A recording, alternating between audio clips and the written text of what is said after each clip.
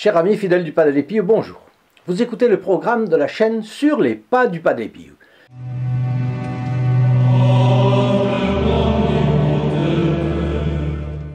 Et cette chaîne, vous le savez, vous donne tout ce qu'il faut savoir sur le Padre Pio. Donc, si vous êtes intéressé par le Padre Pio, ne quittez pas la chaîne. Et j'entre directement dans notre sujet aujourd'hui, qui est la jeunesse. Tout au début de la jeunesse. Le photographe Frédéric Abrech a longtemps tenu une librairie à San Giovanni Rotondo. C'était un converti du Padre Pio. Il habitait à Bologne et il nous a laissé un récit original. Je suis né dans une famille protestante, a-t-il raconté, très opposée à l'Église catholique. Mais je m'étais fait catholique à cause de ma femme, pour des raisons de convenance. Cela ne m'empêchait pas de plonger dans le spiritisme. Il m'arrivait, pour faire plaisir à ma femme, de fréquenter les sacrements, mais sans sincérité. Ça veut dire spiritisme, et donc les sacrements étaient sacrilèges, confession et communion sacrilèges. Ma femme est tombée gravement malade et devait subir une opération qui nous empêcherait à tout jamais d'avoir des enfants. Ayant entendu dire qu'à San Giovanni Rotondo, quelqu'un faisait des miracles, je me suis rendu par curiosité. Padre Pio m'a accueilli très froidement. J'étais à genoux pour me confesser. Il me reprocha d'avoir caché des péchés graves dans mes confessions précédentes, d'avoir commis des sacrilèges en communiant indignement, etc. Il m'a ordonné de faire une confession générale, il m'a planté là et il est allé confesser les femmes. À son retour, je n'en menais pas large. Oui, on peut bien penser ça, hein, à sa place. J'ai commencé à récapituler mes péchés. « Ah, ils sont tous là », a-t-il interrompu.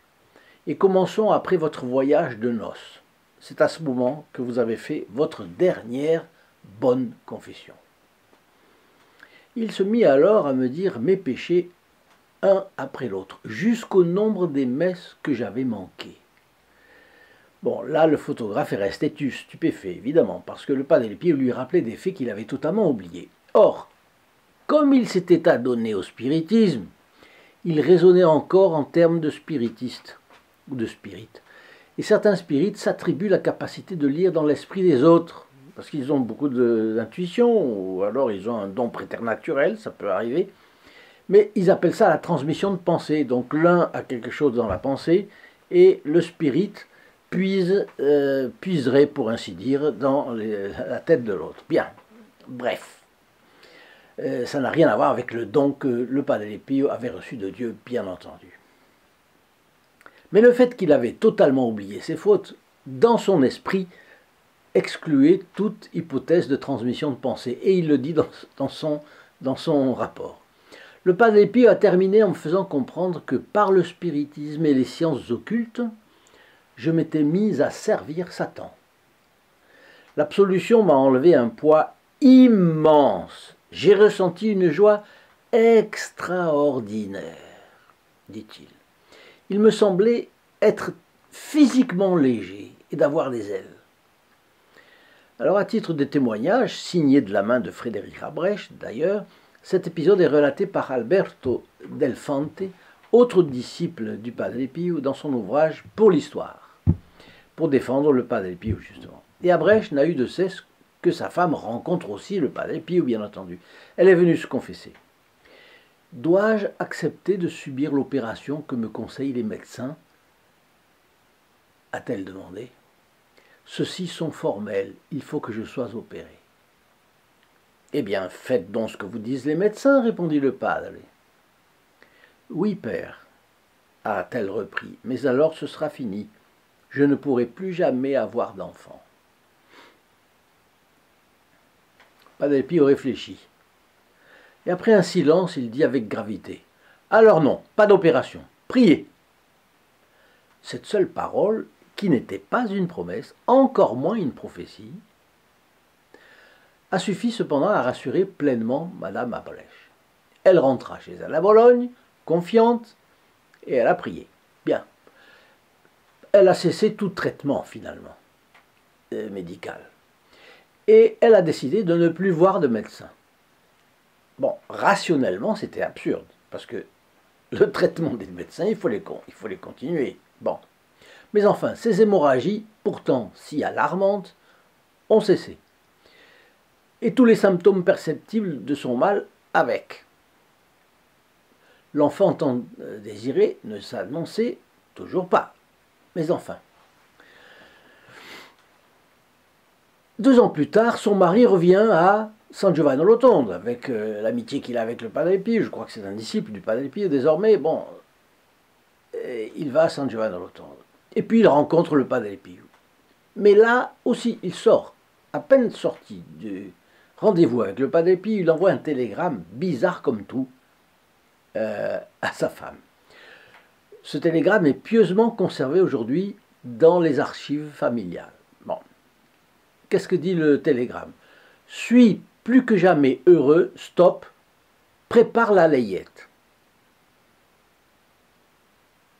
Prépare la layette. 1 an après, l'heureuse naissance, cette fois-ci exactement prédite par le padre, s'est produite dans les meilleures conditions. Madame Abrèche a eu un fils.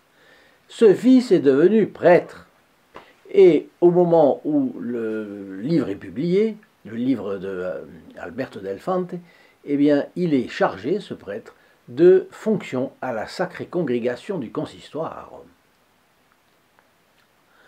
Alors, bien que connue, cette histoire est caractéristique des dons du bon capucin. Pénétration des consciences, connaissance exacte de la vie antérieure d'autrui, même des faits et circonstances oubliés par l'intéressé, guérison obtenue par la seule prière, sans aucun signe extérieur, guérison même pas annoncée à la bénéficiaire qui a seulement ressenti une sorte de confiance inexplicable, connaissance certaine d'un événement futur. Et en effet, la grossesse de sa femme a été annoncée avec précision à M. Abrèche, 1 an à l'avance, donc avant qu'aucun symptôme de grossesse ne l'ait révélé à la future mère. Et alors qu'après 2 années d'espérance vaine, elle n'y pensait plus que d'une manière vague.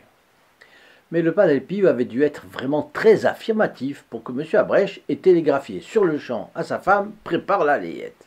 Bon. Alors, la suite de cela. Eh bien, nous savons tous combien le Padre Pio a protégé le mariage avec tous les devoirs que suppose cette institution, élevée par notre Seigneur Jésus-Christ au rang de sacrement, comme vous le savez. Et c'est pourquoi le Padre Pio demandait souvent en confession à ses pénitents hommes, les femmes je ne l'ai pas vu, mais enfin pour les hommes je sais, et tu fais bien les choses dans le saint mariage avec ton épouse. Même si tout le monde n'a pas pratiqué la morale conjugale comme il convient, chacun sait quels en sont les devoirs et obligations, notamment l'ouverture à la vie, l'acceptation des enfants que Dieu envoie.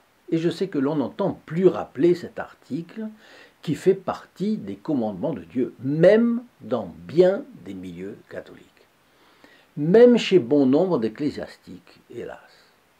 Mais puisqu'on parle de confession et qu'il n'est jamais trop tard pour bien faire, il est bon de mettre certaines choses au clair, certaines choses honnêtes, afin de pouvoir se confesser avant que la mort nous prenne. Si par hasard, on est tombé dans un de ces travers. Eh bien, pour compléter ce tableau de défense du mariage et de la jeunesse, qu'a évidemment dessiné le Padre Pio comme on vient de le voir, dans la multitude de ces fioretti, eh bien, je vous partage 2 lignes extraites d'un sermon trouvé dans les fascicules très intelligents, autrefois régulièrement utilisés par les prêtres des paroisses. C'était publié sous le titre de « L'ami du clergé ». C'était un bloc. Même je crois que je peux vous montrer ce que ça représente. Voilà, ça c'est 1 an. Donc il y en avait un par mois. Et c'est fort intéressant. Bien. Eh bien, c'était rédigé, publié par une commission de prédicateurs basée dans le diocèse de Langres, en Champagne. Alors, ce serment envisageait les commandements de Dieu, en particulier en ce qui concerne les obligations que l'on a vis-à-vis des personnes de sa famille, pour le rendre sensible Donc le sermon évoque la voix des parents que les enfants entendent parfois dans leur conscience, leur reprochant telle ou telle faute de leur vie. Bien. De là, il glisse sur un autre thème qui est vu de l'autre côté, celui de la voix des enfants que des parents peuvent à leur tour percevoir dans leur propre conscience. Alors j'ouvre les guillemets. Et voici la voix d'un enfant mort-né qui crie à sa mère. Malheureuse, c'est toi qui m'as fait mourir dans ton sein pour épargner ta vanité, ou pour éviter une charge nouvelle, ou pour te soustraire au déshonneur que tu avais mérité. Vous voyez ce dont parlait ce sermon. Cela m'a fait penser à ce qui s'est produit récemment en France, où le texte juridique fondamental de l'État a été réformé pour ouvrir le droit à multiplier les morts-nés. Il s'en est suivi une atmosphère de découragement chez d'innombrables catholiques qui veulent rester fidèles à la doctrine de l'Église. Mais précisons d'abord que le découragement n'est pas catholique. Un fils de Dieu se bat jusqu'à l'épuisement de ses forces, jusqu'à son dernier souffle. Contre le diable, qui ne nous lâche pas, disons qu'il ne nous lâche pas, qui tourne autour de nous pour nous dévorer. Mais attention, si on ne lui cède pas, il ne peut pas vous mordre, parce qu'il est une bête féroce attachée à la chaîne, comme disait le Padre Pio. Donc, jusqu'à notre dernier souffle, nous devons lutter contre le diable et ses tentations. Bien. Donc, pas de découragement. Ensuite, le découragement n'est jamais une option. C'est même une règle du discernement des esprits de saint Ignace. Si on sent du découragement, c'est que le démon est là. C'est lui qui l'insuffle et il faut réagir.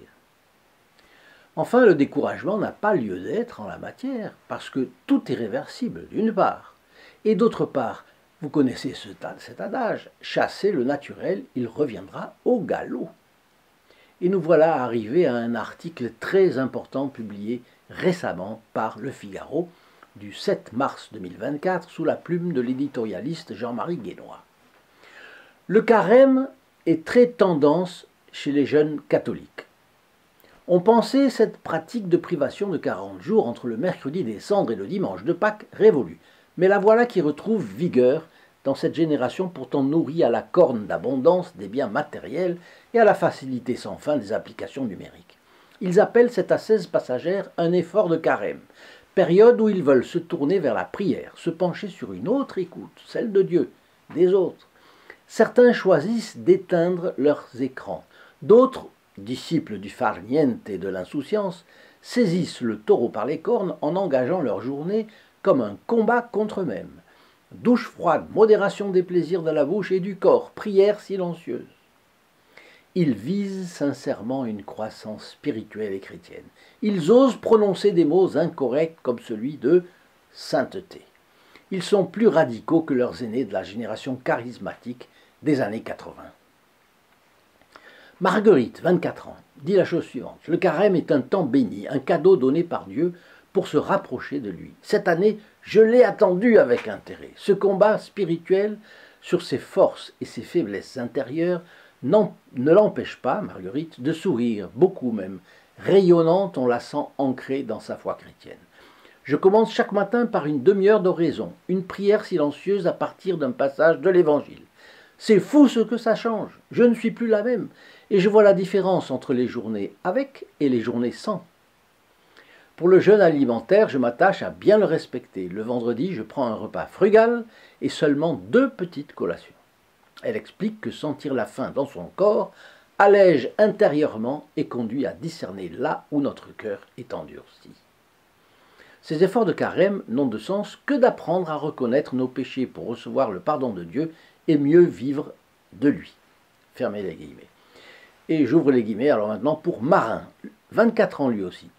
Les deux d'ailleurs ont témoigné avec leur nom et prénom, pas sous anonymat comme on le voit généralement dans les enquêtes pas sérieuses. Non, là cela donne beaucoup plus de force à leur témoignage. Ils parlent à visière découverte.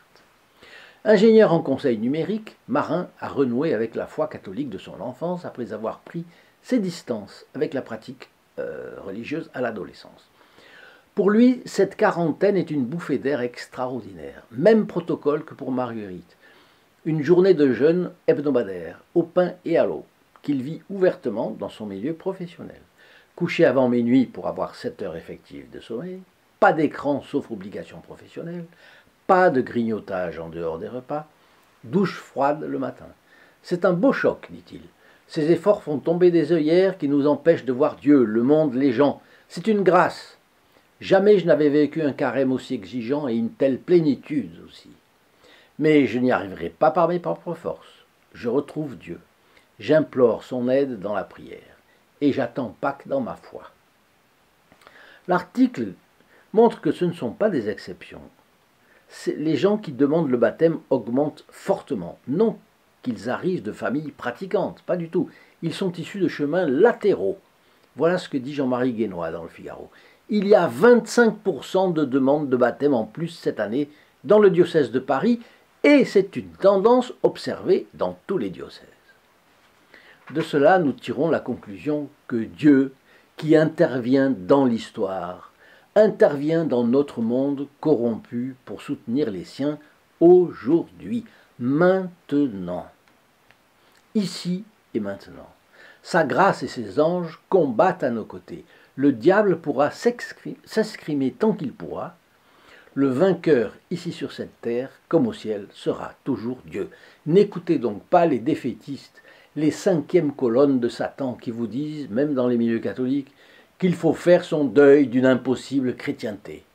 Notre Seigneur Jésus-Christ, qui a dit aux apôtres d'aller et enseigner les nations, avait-il cet esprit?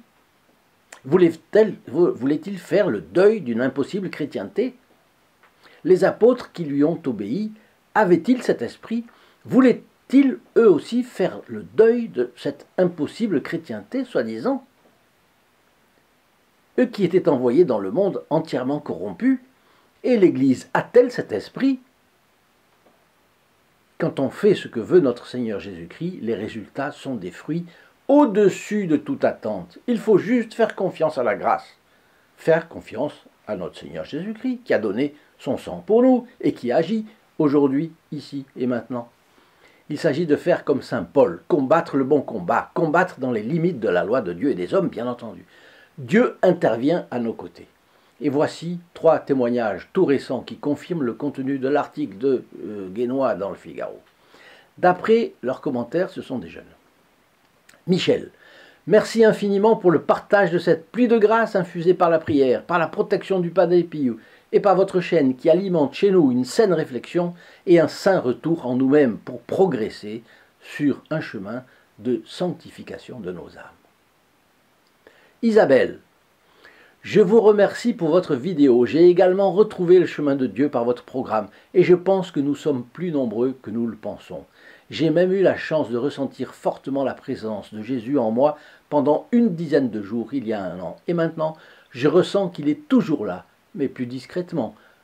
Mais avec cette merveilleuse présence, il est impossible de perdre la foi. Un grand merci pour tout et belle continuation. Et puis Alexandra, qui a 18 ans. Grâce au Padre Pio, j'ai retrouvé le chemin de Dieu.